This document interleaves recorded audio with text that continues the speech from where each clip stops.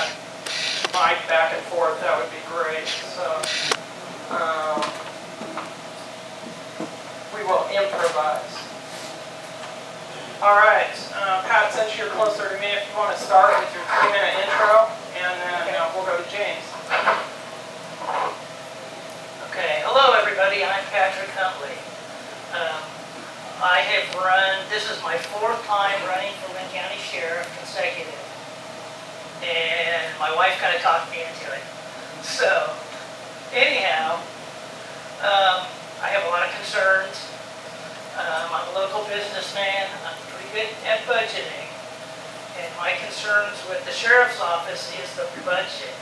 The budget is way out of line. There's been a lot of fluff added to it during the last 2 sheriffs. And people that are on fixed incomes are really sweating the next tax increase. They really are.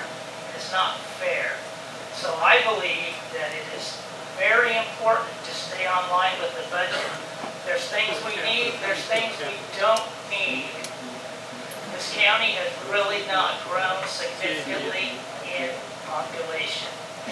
So the lake communities would like to be patrolled. The people on the gravel would like to be patrolled again. So those are some of the things that I would like to see happen. So that's what I have to say. Thank you. Very good.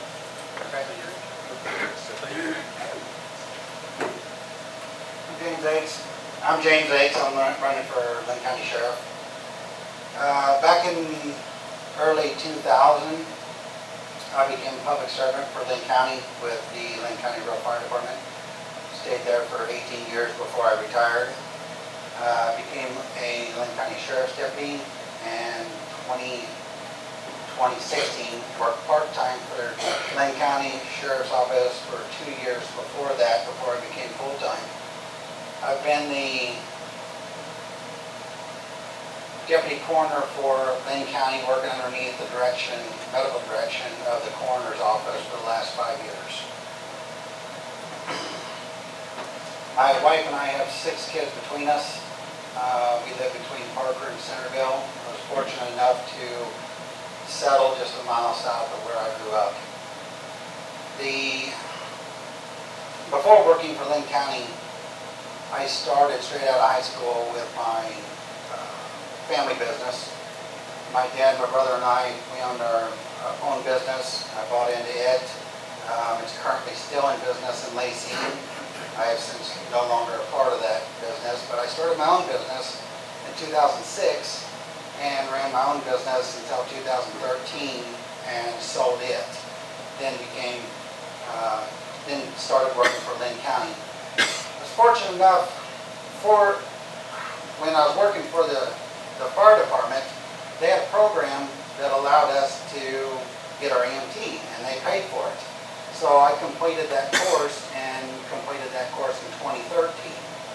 When I got done with that, I was on a fire call, and Paul Fila was the sheriff at the time.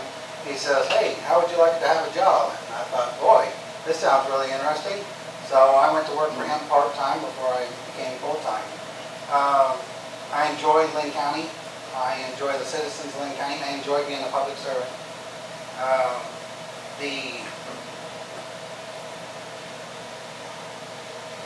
It's my goal to see all the deputies receive the best training available to them. I want all deputies to have care and compassion for all citizens in the community. And it's important for me to see all deputies have a firm understanding of how to deal with mental health crisis with care and understanding. I truly believe with care, compassion, teamwork, and honesty and integrity, we can ensure the citizens will receive the highest quality of service, and by this, we can show the community results. Thank you. Very good. Since we started with Pat, we'll start with James on the first question, which is, there is a lack of unity among the various law enforcement agencies in the county. What would you do to repair these relationships? So first of all, you got to understand, when you live in the city, when you live in your cities, the cities pay for that service. They pay for that service. So for us to overstep our bounds when already they pay for a service, there's no problem to go in there and help out, and we do. We go in there and help out. But at the same time, at first, it should be the city taking the city calls. If they're not available, the sheriff's office picks up the calls in the city and then turns them over to the city. So at that time, there's a cooperation there. But first and foremost, you already pay for that service. The city should take their own calls, but I have no problem with the deputies also taking the calls. And if they're not available, they go training, family, anything else like that. Take the call. When they get back, brief them on the call. Here's your call, and this is what happens. Okay, and then they take over from there.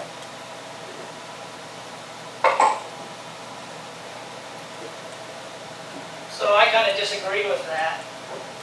The sheriff is supposed to be the top law enforcement official for the county, and it's all his jurisdiction. So if there's a dispatch knows who's available, okay? If there's a city police officer available who can get to that situation fastest, then that works. If not, then a deputy. But to make people wait for service to get their city officer is wrong. And as somebody who lives in Pleasanton, I'm going to tell you, a lot of times you go without. And it's even happened where they would fight over who had to go. And that is ridiculous. So, police departments need to be brought in to help the sheriff's department. But it's my belief that the sheriff should be the top official. Thank you. 1 minute rebuttals. Okay. So in no way do I say that the sheriff's office doesn't respond. The sheriff's office will respond. We will respond to calls. We do respond to calls. And as the calls come in, and we know how far out or who's available, who's not, we're still going to respond to calls. You're a citizen taxpayer just like I am. Just because I live in the county and you live in the city doesn't make us any different. Okay? You're still going to get the same service from the sheriff's office as you are from the city. But first and foremost, the city officers do take their own calls. And that's what you pay for. If you didn't, then you just have the sheriff's office handle all matters that come along with the police. You have a rebut? Yes. Okay, so yeah, that in an ideal situation, yes, but that's not how it trickles down. It doesn't happen. If you look at the back, my wife's shaking her head. Okay, it's not the way it happens. We've been refused service by the sheriff's office multiple times over the years. And so if the city officer doesn't feel like getting out of bed, we have to go without. And that's the excuse me. So that's what it comes down to. If it's not actually happening, it doesn't do anybody any good. So yeah, that would be real important to me. Thank you. All right, guys, we'll move on. All right, this one's for Pat. In the election 2024 article in the Linn County News, you stated you were employed by Linn County Sheriff Office as secondary job. Who was sheriff at that time, and what was your hire date, the position you held, and were you paid wages? How long were you employed? The sheriff at that time was Barry Walker. And I was employed for basically 2 years. I don't remember the exact hire date, but it was about 2 years. I was not paid. It was totally volunteer. I did everything of my own accord. Was not paid. It was volunteer service. Did that cover it? It's good to me. Whatever the answer is. Okay, Pat, again for you. How are you qualified to be sheriff when you've never been a certified law enforcement officer? Okay. Anybody is qualified to be sheriff. If you get elected sheriff, your grandmother can run for sheriff. If you get elected sheriff, the county sends you to a sheriff's school where you get schooled and certified. Anybody can run for sheriff. At that point, after that schooling, I would be certified and I would be sheriff. So, thank you. Don't sit down. Okay, what experience do you have in law enforcement? Okay, the basically 2 years I spent as a reserve deputy, and then I worked as security at the state hospital. So that's what I had. Thank you. All right, this is for both of you. James, no, go ahead. So, are you prepared day one to walk in and take over the department and the jail from the current sheriff? I am. I'm prepared day one. So, being inside on the end, I guess you call it on the inside, you see the day-to-day operations. You see how things work. It's not, oh, surprise, here you go. You're just throwing your feet to the fire. At the same time, you surround yourself with good people.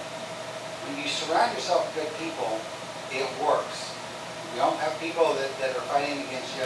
And at this point, I have been here to see this thing grow. I've been here to see how this thing works. I've been here to see what doesn't work. And at this time, I'm ready.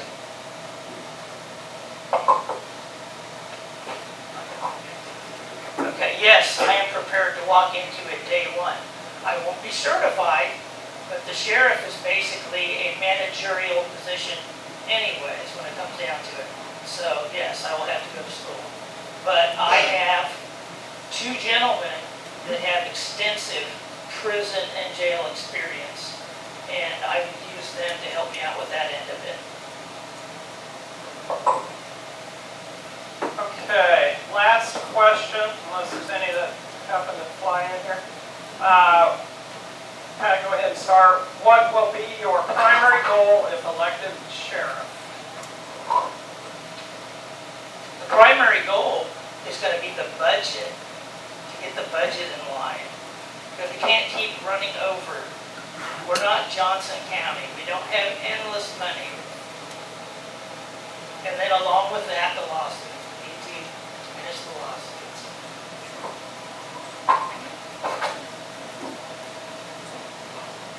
Primary goal for Linn County. It's really hard to get because there's so many goals. But one main goal, I want to maintain a strong deputy presence in the county. Focus on the problem areas.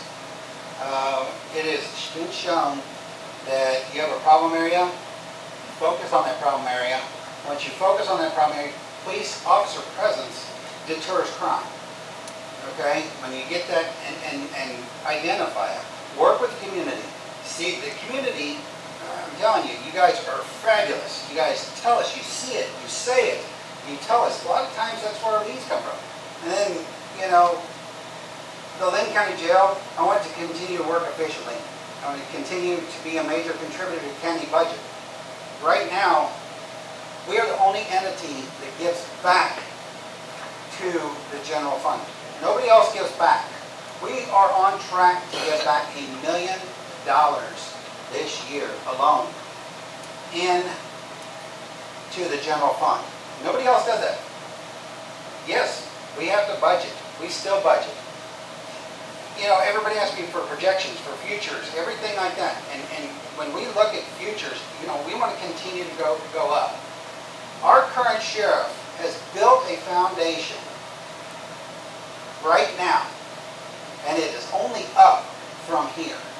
Okay? And it's our job to continue building up on that foundation. Right now, contracts with the federals, contracts with wind-up counties, seeking out other contracts. That's where it's at. I would like to see $2 million go back to the general fund. That way, it's a less of a burden on the community. Who else can say that they're giving $2 million back to the general fund? Thank you. Very good. Question. Okay, you touched on it a little bit. How are you going to run a $2 million jail? Pretty wide open. Pat, go ahead. Okay. Well, I'm going to get this right up open right now. I feel that the jail should be separated from the sheriff's department. And the jail be run, and you can laugh, that's fine.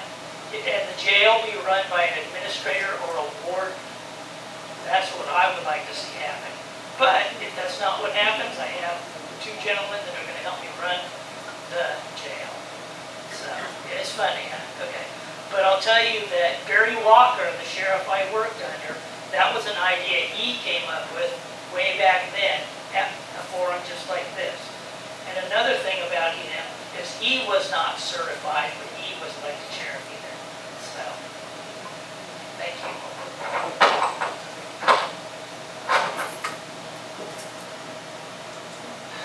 Currently, the Linn County Jail is ranked #1 in the state. How do you become ranked #1 in the state? It's through training, efficiency, the people that you have in place. We have a very high standard. We have such a high standard that people send their employees down to work in our jail to see how our jail works and to take that back to them. Our staff is the best around. Our jail staff is the best around. With the training, we set a very high standard for safety and efficiency in the state of Kansas. This is our record. It's our goal to maintain the standard for years to come. How do I plan on running the $2 million jail? For the people that are in place. It's working. It is working. Identify problem areas, attack them. Get them taken care of. Make sure it runs efficiently. Training and staff is how we're going to make this successful. Very good. One more question. What is your stance on pulling student resource officers out of school to respond to county business or calls? And do you think there is currently a gray area in who is in charge of SROs, school administrators or sheriff's department? James, go ahead and start. First of all, we have got to be the luckiest county in the state of Kansas because we have school resource officers in each school protecting your children, protecting children in Linn County. Think about the severity of the crime. And this is my direction. The severity of the crime, okay, you've got Parker that's way out by its own, off by itself. Let's say that we have a severe crime that has happened. Do I feel like we should pull the school resource officer until we get necessary people there? Yeah. Lock the school down, put it on lockdown, put it on soft hold, get it identified. If there's not a problem, get your necessary resources there to identify the problem, and then send your resource officer back. You know, our sergeant for the school resource officer program is here. I've never seen more care and compassion for a program than he has. Right now, he takes it very personal. He takes it under his wing. He forms training and programs for the kids. Are we going to improve on those programs? Absolutely. We're going to improve on the programs. We're going to touch, you know, a broader spectrum of, you know, cyberbullying and lost my train of thought here. But we're gonna implement programs inside the school resource officer, like our DARE programs, bring it back, and things like that for the children. But at the same time, the school resource officer is a necessary program that we have, and we will continue the resource officer program. Is it school or admin? Do what? Under the school administrators or sheriff's department? Under the sheriff's department. They are deputies, because when they're out of school, they come to the road. Our busiest time is the summertime. We have an influx, and this is just an estimate, but in these lake communities, Linn Valley has told me they have an influx of 5,000 people on the weekend. We've got 2,500 lots down here in Sugar Valley. That's 2,500 people that could come right into Sugar Valley. They are necessary to be on the road. They are necessary. They're necessary to be in the school. Absolutely.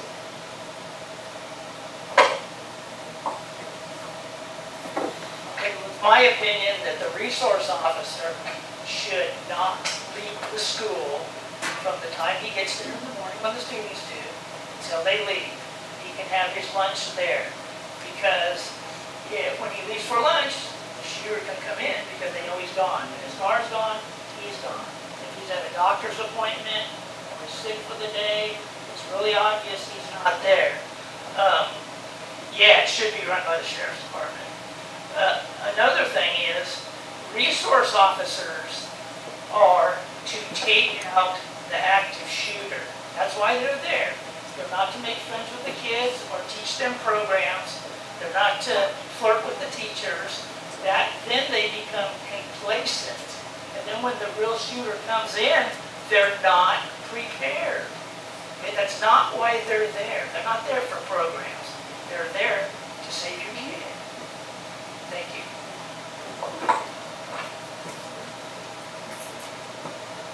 Our sergeant for the resource officer program is sitting over here. I can tell you that our program, from its start to now, is heads above where it was. It is the best program that I've seen.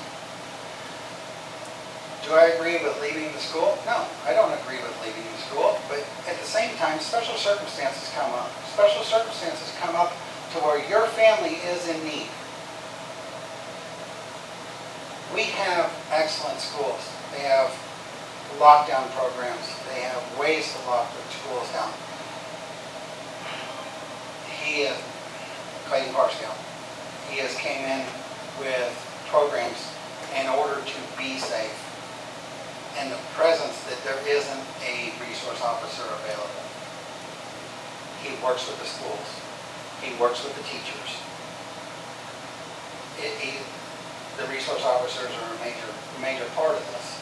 In order to make sure that this program works, they are right there in the middle of it. That's all I can say. Okay, if you guys, you got a minute or so, why don't you go ahead and give a closing remark, and I appreciate it. Pat, if you want to start? I really appreciate the opportunity. This is the 4th time I've run. It is a lot of fun. It's good. Everybody has good intentions. I really want to make some good things happen for this county. I've talked to a lot of people. I know what their concerns are, and that's what I want for this county. And that's basically it. Thank you.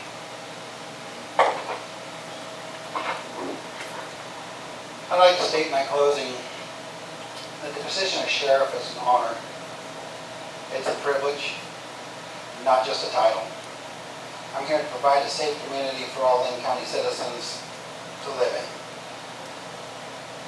It is number one to uphold the Constitution and the Bill of Rights, along with dedication and service to the citizens of Linn County. There's a higher standard we as law enforcement are held to. The code of ethics for law enforcement is an important piece to that overall trust of the community. We are entrusted by the public to protect and serve, and this is not the waiver. We protect your constitutional rights as I ask you to elect me as sheriff.